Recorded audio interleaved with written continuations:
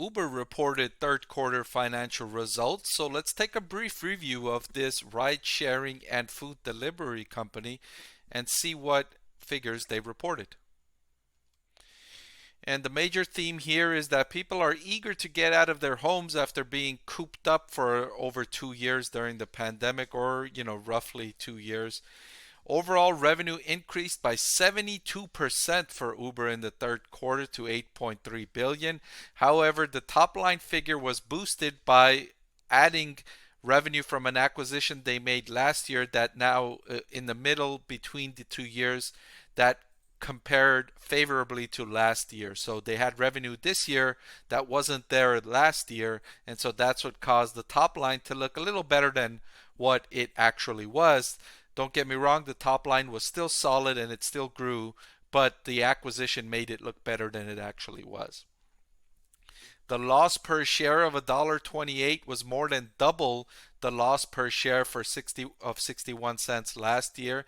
And this has been the theme of these rideshare and food delivery companies, is that they're losing a lot of money on the bottom line with the aim of growing the business, right? It's not really profitable to offer these types of services at the prices that they're offering it at, and they need to increase prices to at least stem the losses on the bottom line. Or if they keep generating positive cash flow, they can keep this going to reach a significant enough scale to where it starts to leverage their fixed costs. It starts to leverage and bring down the average variable cost, but that remains to be seen. The good news was that operating loss fell to 495 million from 572 million in the same quarter last year. It's been hard to see evidence of economies and scale in these businesses, and so this is a little bit of evidence here. As revenue expanded, operating loss decreased a little bit, so that was good news. Gross bookings in delivery were up only 7% year over year.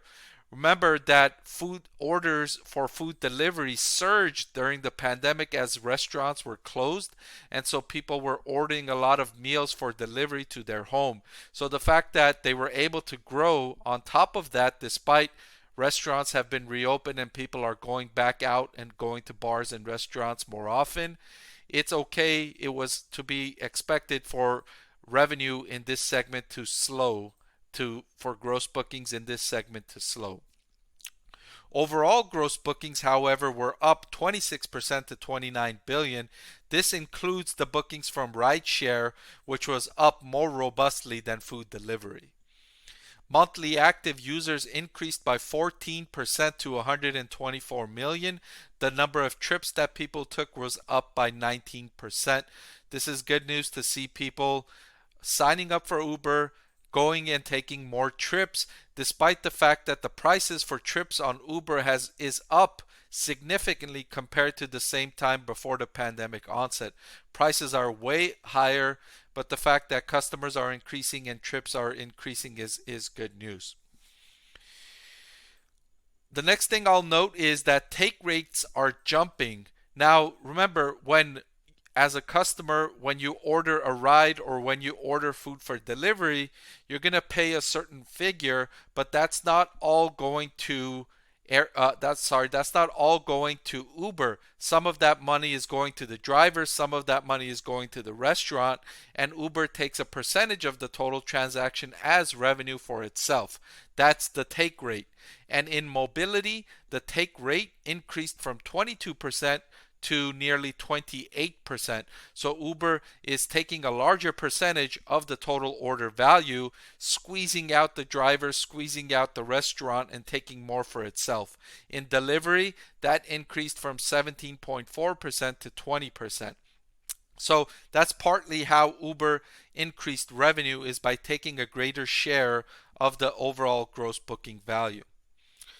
Two major initiatives: LongTerm Projects. Uber launched ads on its platform. This can be a potentially highly profitable source of revenue for the company. It has 124 monthly active customers, and so if it can start showing advertisements to these customers who open the app or visit the cars and all of on the website in every area on all of these different touch points that Uber has with customers, that can increase revenue. And of course, this revenue is highly profitable because Uber does not have to pay the driver or a restaurant. A more significant share of advertising revenue can stay with Uber. And so this was big news for Uber investors.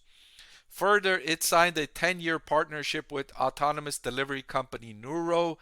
This has been the main bullish theme for investors, long-term investors in Uber stock, is that eventually when there is autonomous or driverless deliveries, that's going to be a big boost for Uber because now it doesn't have to pay drivers.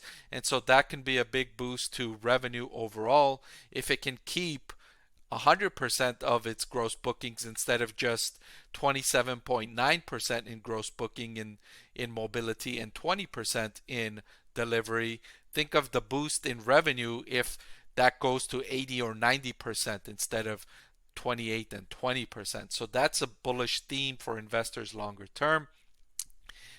It's a long way away, but it's progressing in that direction. And this is, with each incremental steps, it increases the probability of Uber achieving this goal of maybe one day having drivers off the platform and just being completely autonomous, which could be a major boost.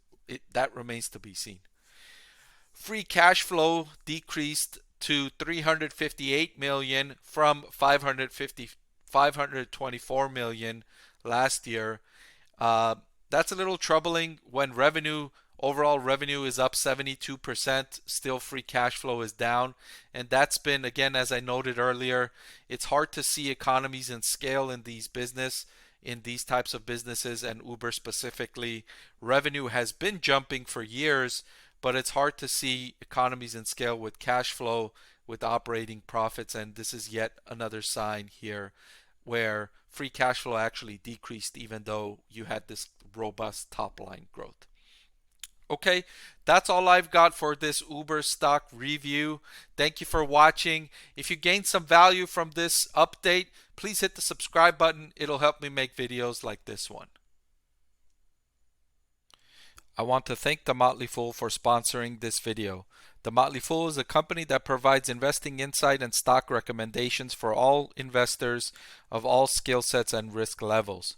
So I'm proud to partner with the Motley Fool to bring you 10 stock picks from their popular product, Stock Advisor. Stock Advisor has beaten the market by more than 3 times. Go to fool.com/parkev to get your 10 stock picks now.